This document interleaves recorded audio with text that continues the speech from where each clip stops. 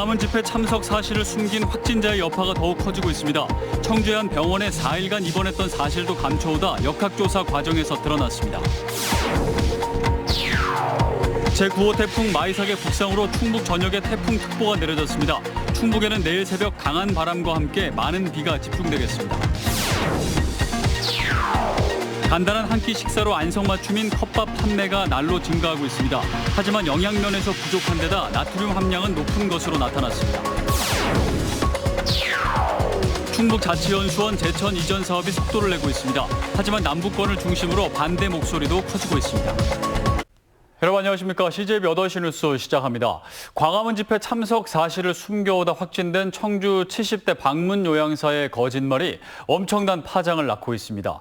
이 70대는 청주의 한 병원에 4일간 입원했던 사실도 숨겼던 것으로 드러났는데 같은 병실을 썼던 60대가 확진됐고 진단검사 대상자만 2개 병원에 700명이 넘을 것으로 보입니다. 진기웅 기자입니다. 서울 광화문 집회에 참석하고도 이를 부인한 채 방역당국의 진단검사를 거부해오다 결국 확진 판정을 받은 청주의 70대 방문 요양사 A씨. A씨는 집회 참석 이후 대상포진 치료차 청주의 한 병원에 나흘간 입원했지만 이런 사실을 감춰오다 역학조사 과정에서 들통이 났습니다. 처음에는 말씀을 안 하셨었고요. 저희가 카드 사용량이 있잖아요. 하고 DR이라고 병원 잡고 있잖아요. 방문량을 조사를 했거든요. A씨가 치료받았던 병원에선 환자와 보호자, 직원 등 무려 500명 넘는 인원이 진단검사를 받게 됐습니다. 환자 상당수가 고령이고 대상포진 등 면역력이 떨어지는 고위험군이어서 대규모 집단 감염이 우려되는 상황입니다. 파장은 여기서 끝나지 않습니다. A씨와 같은 병실을 썼던 옥천 거주 60대 여성 B씨가 확진 판정을 받았는데 이 여성은 보은군의 한 병원에서 간호사로 일하고 있습니다. B씨가 근무하는 병원 환자와 직원 등 200명과 거주주인 옥천에서 12명 등 200명 넘는 인원이 검체 검사를 받았습니다. 방역당국은 A씨로 인해 이미 시어머니와 조카, 시어머니가 이용한 주간보호시설 이용자 등 5명이 감염된 걸로 보고 있습니다.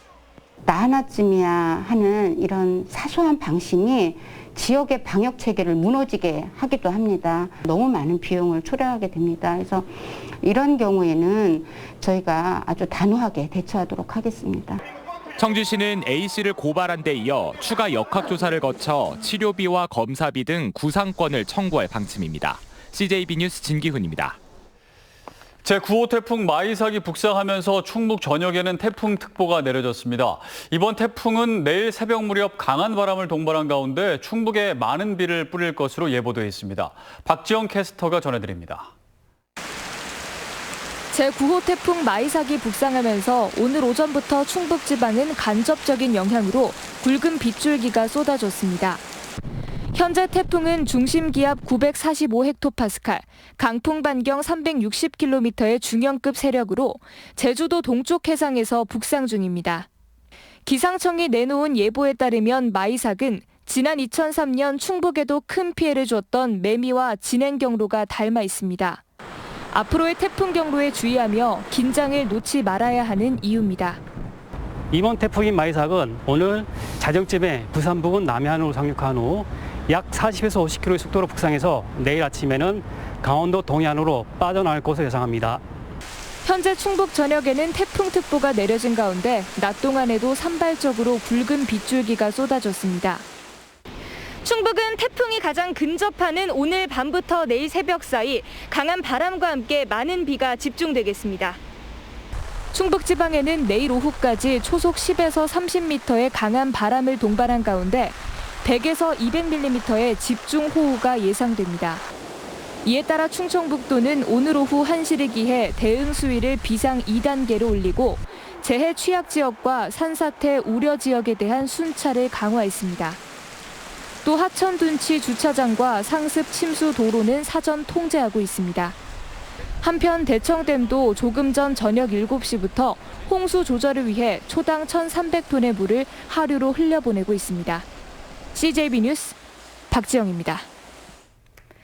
9호 태풍 마이삭의 북상으로 오늘 청주와 제주로 오가는 항공편 대부분이 결항했습니다.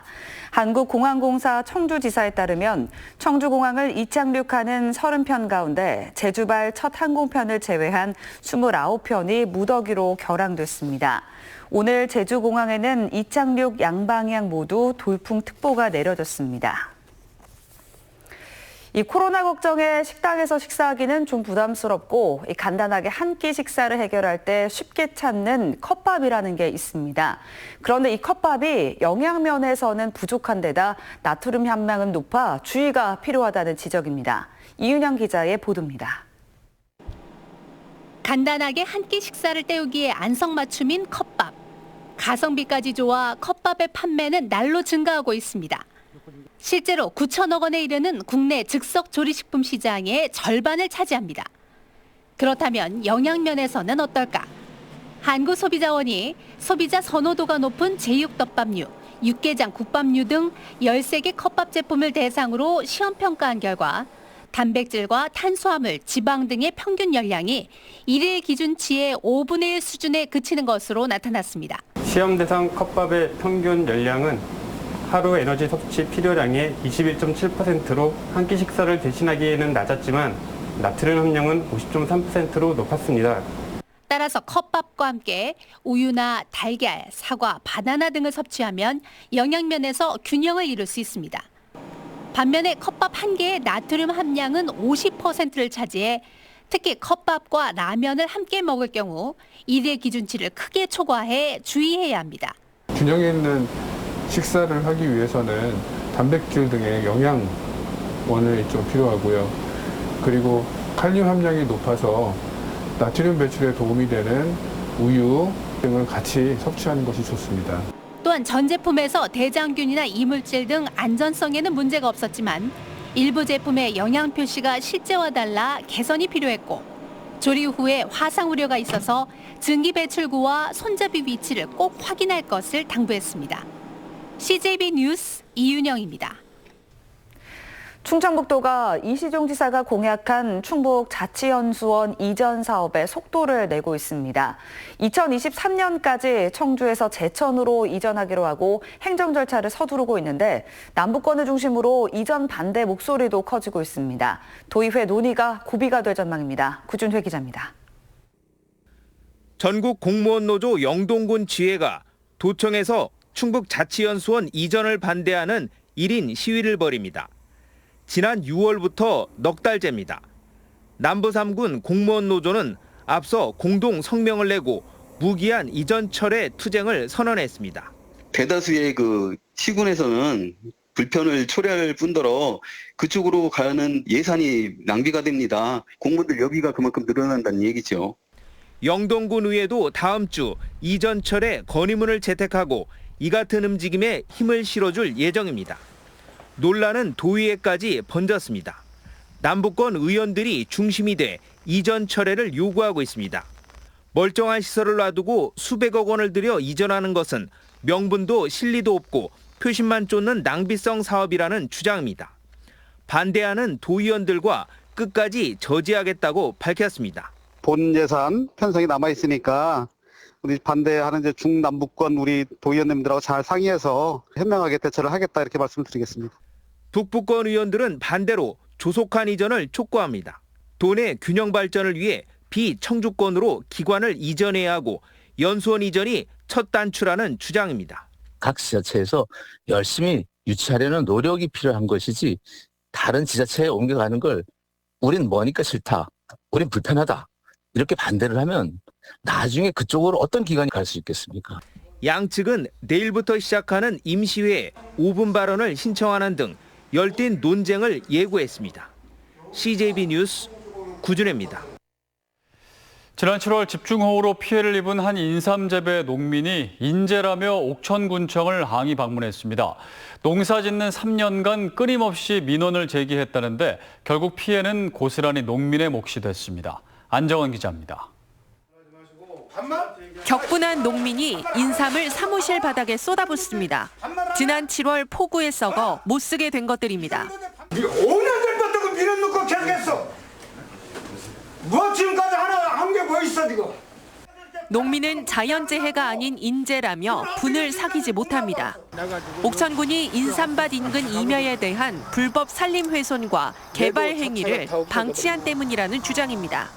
작년부터 제가 이제 위험해가지고 이렇게 하면 안 되니까 좀 조치 좀 해달라고 계속 민원을 넣었어요. 진짜 어린 직원만 나와가지고 오히려 그 직원들이 걱정하면서 바로 조치하겠습니다 하면 그걸로 끝이에요. 주민들도 같은 민원을 제기했다고 말합니다. 임야 주인이 유실수를 심겠다고 허가를 받고도 나무는 안 심고 3년 동안 돌만 캐 산사태 위험만 높였다는 겁니다. 4월에 안전신문고에다가 그러니까 이제 민원을 제기를 했는데 근데 이제 그 민원 처리를 한다고 해서 완료가 됐다고 왔는데 근데 아직까지도 아무런 허가 없이 산림을 훼손하고 흙을 채워 땅도 넓혔지만 군에서는 별다른 조치가 없었다고도 주장합니다. 불법으로 흙을 채워갖고 저 밭 깊이로 돼 있는 걸 이만큼 채울 동안에 군에서는 민원 들어가면 와서 그냥 채우지 마세요. 군은 뒤늦게 현장 조사에 나섰습니다. 이달 말까지 임야 주인에게 불법 콘크리트 도로를 걷어내고 임야를 본래의 목적인 유실수 식재로 사용하도록 조치했다고 밝혔습니다. 또한 주민들이 군에 오래전부터 수차례 민원을 제기했다는 주장에 대해선 군은 지난 7월 말이 첫 민원 접수 시점이라는 입장입니다. 옥천군의 관리감독 부재 논란 속에 피해 농민은 불법 난개발을 진행한 임야 주인을 상대로 소송을 제기했습니다. CJB 뉴스 안정은입니다. 이상으로 CJB 8시 뉴스를 모두 마칩니다. 시청해주신 여러분 고맙습니다.